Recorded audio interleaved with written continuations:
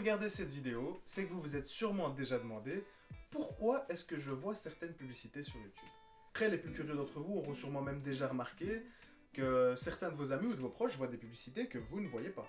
Alors, qu'est-ce que ça veut dire réellement? Est-ce que vous êtes bon à consommer certains contenus publicitaires et pas d'autres? Vous pensez aussi peut-être que c'est un espèce d'algorithme à la Black Mirror qui vous connaît et qui sait ce que vous aimez, qui régit un peu les publicités que vous regardez? C'est pas vraiment ça. Dans cette vidéo, je vais vous expliquer comment ça marche, pourquoi est-ce que c'est important pour une entreprise de vraiment suivre cette logique dans leur stratégie communicationnelle et surtout pourquoi vous voyez cette publicité sur ces couches culottes révolutionnaires hyper absorbantes alors que vous n'avez pas d'enfant.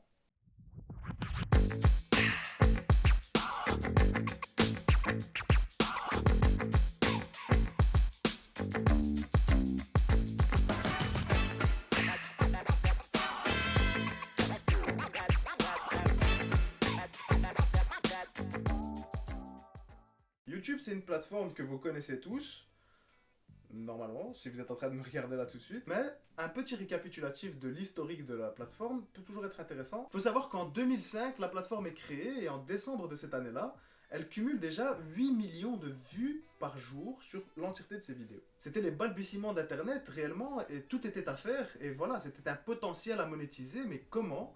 Il a fallu des années pour trouver la recette que nous propose Google aujourd'hui. Vous sentez ça?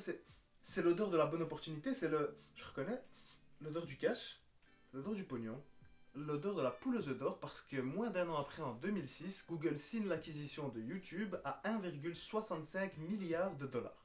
Donc tout de suite dans la lancée 2006-2007, il commence déjà un peu à toucher à des manières de nous montrer des publicités. Et c'est en 2008 qu'apparaissent les vidéos pré-roll, donc les publicités dont on parle dans cette vidéo. Depuis, la plateforme, elle a décollé niveau stats. C'est 1 milliard d'heures de vidéos par jour qui sont visionnées chaque jour sur YouTube. Donc évidemment, la poule aux œufs d'or, elle a bien pondu depuis. Ça, c'est le signe de la ponte. Mais alors, pourquoi je vois certaines publicités et pas d'autres? Pourtant, elles existent elles aussi bel et bien. Alors, c'est assez simple. En tant que marque, je vais avoir traditionnellement un certain public cible.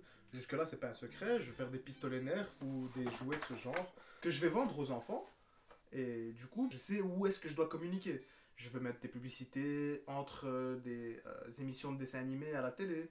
Je vais sponsoriser un événement pour enfants. Ou tout simplement, je vais afficher sur un panneau publicitaire la sortie de mon nouveau jouet.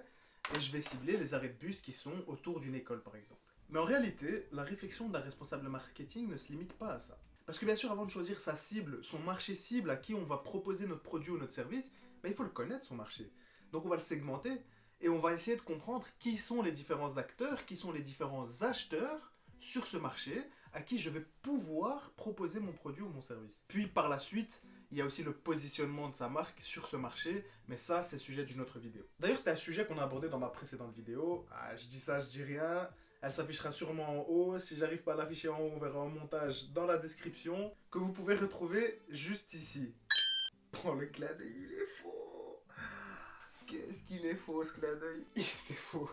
Il était abusé faux. Et c'est très difficile de parler devant une caméra. C'est très très compliqué. Ceux qui ont déjà fait l'exercice sauront. On va essayer de s'habituer. Hein. On va essayer de s'habituer, d'essayer d'être le plus naturel possible, de vous parler sans toutes ces fioritures. Bah alors pour reprendre toujours l'exemple de ce jouet, en segmentant le marché, on va se rendre compte qu'effectivement les enfants sont une cible idéale et que la stratégie de communication avec laquelle on était venu au départ était une très bonne idée. Et on pourrait se dire alors à quoi bon toutes ces analyses?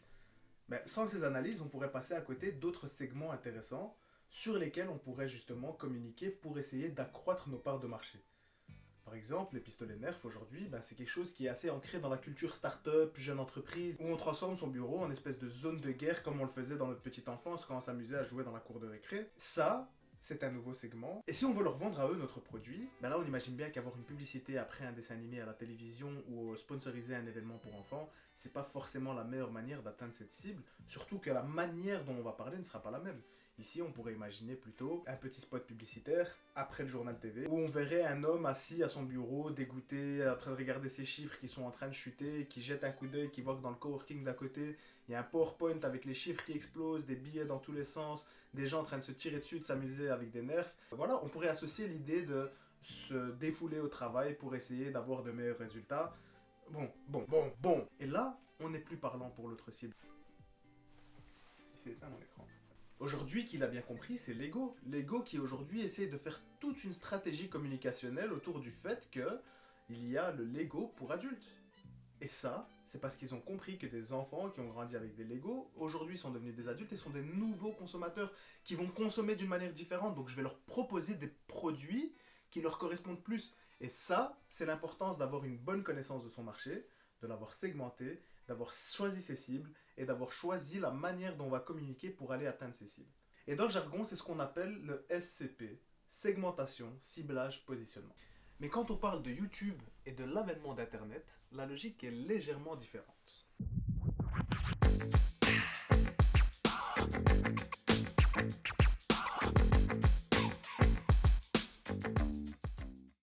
Que ce soit sur Facebook, Instagram avec Meta Business Manager ou sur YouTube avec Google Ads, la logique est plus ou moins similaire. Ce sont des outils qui vont nous permettre de tester nos visuels ou nos publicités sur différents publics cibles. Dans un esprit de compréhension et pour éviter de s'éparpiller, on va rester sur l'exemple de Google Ads qui va nous permettre de lancer nos campagnes sur le moteur de recherche Google avec des petites annonces, avec des petites bannières imagées si je veux acheter des clous qui va me proposer différents types de clous ou tout simplement avec les publicités qui sont diffusées avant ou pendant une vidéo YouTube. Et c'est ça qui nous intéresse parce que Google Ads va nous permettre de gérer nos campagnes avec une précision et une minutie qui ferait pavé Don Draper dans Mad Men.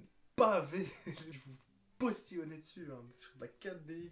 En demandant autour de moi, j'ai compris que la plupart d'entre vous imaginaient une espèce d'algorithme qui vous comprenait, qui savait qui vous êtes, et en fonction de ça, allait vous proposer du contenu sponsorisé qui allait vous pousser à consommer. Il y a une part de vrai, parce qu'il y a bel et bien un algorithme qui cerne votre profil avec les informations déjà que vous entrez sur Internet et sur Google, votre âge, votre sexe, le lieu où vous habitez, si vous avez des enfants ou non.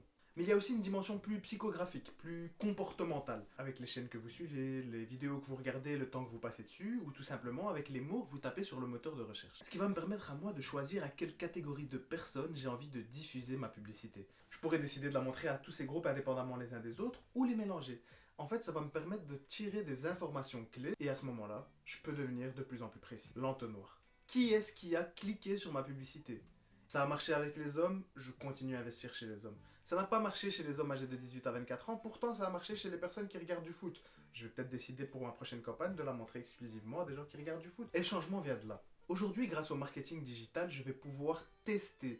Le mot d'ordre, c'est l'itération. Je vais pouvoir tester mes différents segments, je vais pouvoir tester mes différents marchés cibles.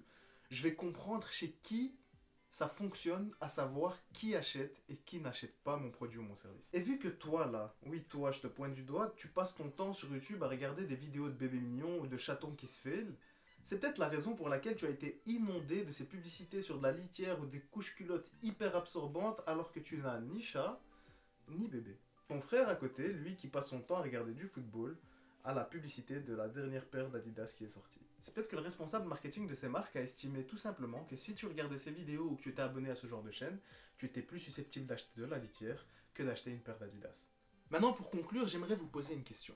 Vous, est-ce que ça vous poserait un problème de savoir que quand vous laissez vos cookies, et vous aidez des gens comme moi à savoir si je vais dépenser mon budget à vous montrer ma publicité, en sachant que j'aurai plus de chances de réussir à vous vendre mon produit ou mon service, parce que j'estime qu'il vous correspond. Voilà, c'est la fin de cette vidéo. Merci de l'avoir regardé jusqu'au bout. J'espère que le sujet vous aura intéressé. Et si vous-même, vous êtes un entrepreneur et que vous avez vos produits ou vos services et que vous calez sur quelle stratégie adopter, vous ne savez pas quelles actions mettre en place, n'hésitez pas à me laisser un petit mail afin que je vois avec vous comment est-ce qu'on pourrait développer et booster votre marque et ainsi augmenter vos ventes. C'était Sharaf de DB Consultancy. Ciao!